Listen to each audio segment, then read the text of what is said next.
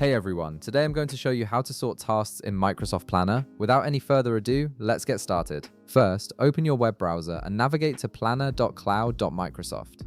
Once you're on the page, go ahead and log in using your Microsoft account credentials. This will give you access to all your plans and tasks that you've created or been assigned to. After logging in, you'll land on your main dashboard. On the left side of your screen, you'll see a navigation menu. Look for the option that says My Plans and click on it.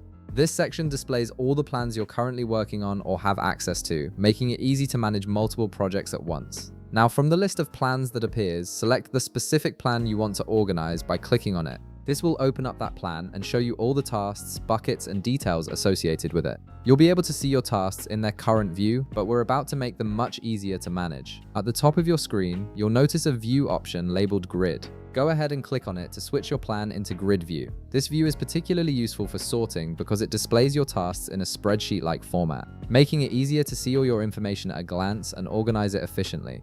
Once you're in Grid View, take a look at the column headers at the top of your task list. You'll see various columns like task name, bucket, priority, due date, and more. Click on any column header that you want to use as your sorting criteria. For example, if you want to organize your tasks by due date, click on the due date column. After clicking on your chosen column, you'll see two sorting options appear. You can click either sort ascending or sort descending, depending on how you want your tasks arranged. Ascending will sort from lowest to highest or A to Z, while descending does the opposite, sorting from highest to lowest or Z to A.